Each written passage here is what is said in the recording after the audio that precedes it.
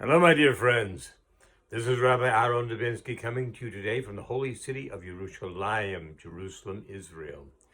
This week's Parsha was Tazria, followed next week by Mitzorah. Now, if this were not a leap year, they would both be together as one Parsha on one Shabbat. However, it is a leap year, so they are split. However, it's important to notice they both deal with a lot of the same subject matter, which is the outbreak of Tazria on the body. Tazria, for lack of a better term, has been referred to as leprosy. And so it tells you if you have this or you think you have this, you have to go check it out. So they send you to your doctor, right? No, they don't send you to your doctor. They send you to Kohen. Why? Well, you see, not every disease, not every infirmity is something that is just physical. Sometimes it comes from a place that's not physical.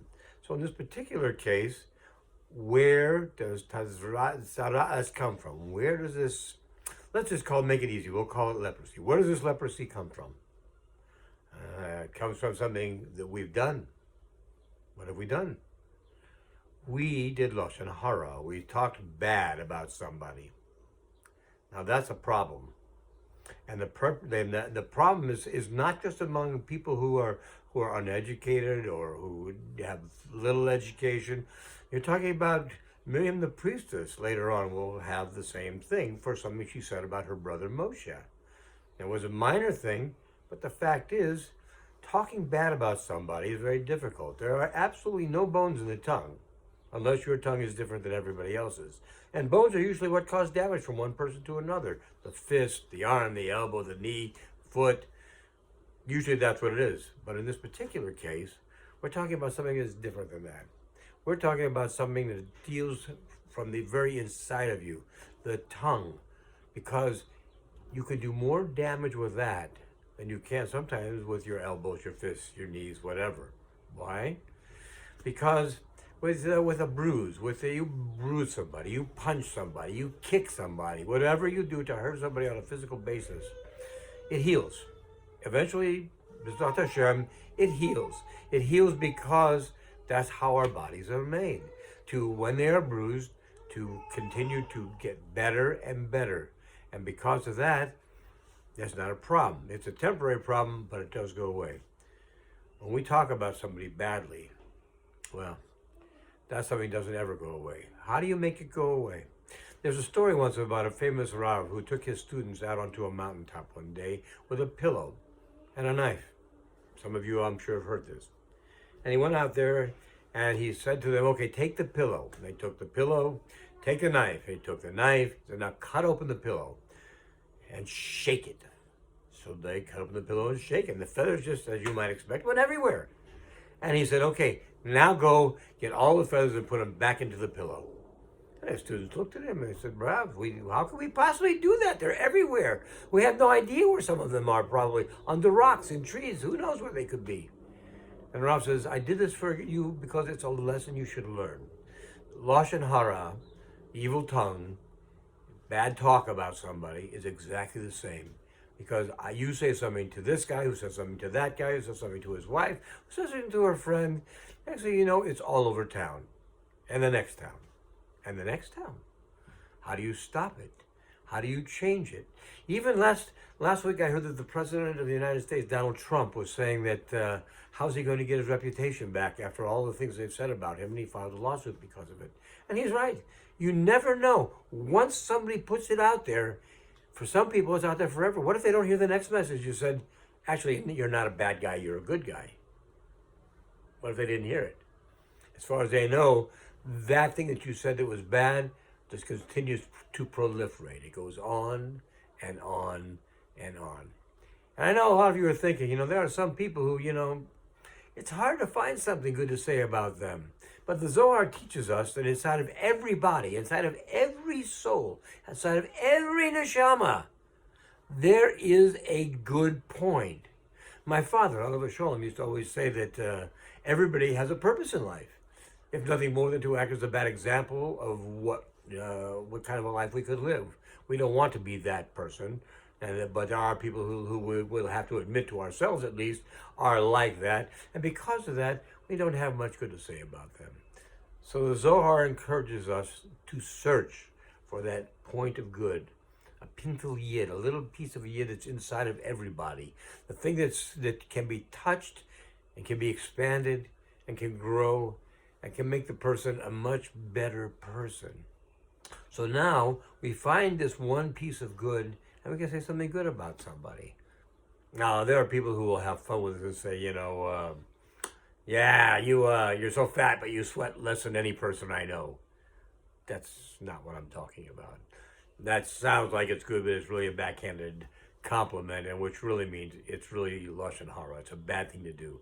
We don't need to be that way. We were given lots of insight into people. You've seen it. You've had it yourself.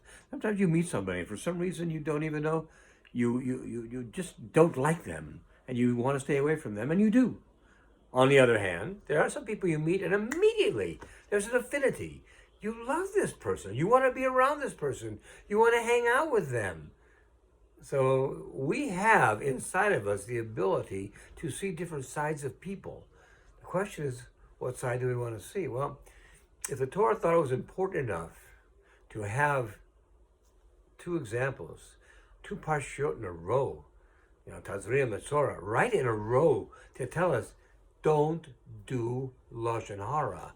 How important is that? We're told that in Torah, there's not one extra letter and there's not one letter that needs to be added. It's perfect exactly as it is. So if this is the case, it's something we need to take very seriously because we need to understand that we are human beings. We are human beings and we speak. And this is what sets us apart from the lower animals. We can speak, but we must be very careful what it is we say, particularly when we are talking about another person. I have a friend, and his advice is very simple. He says, don't talk about other people.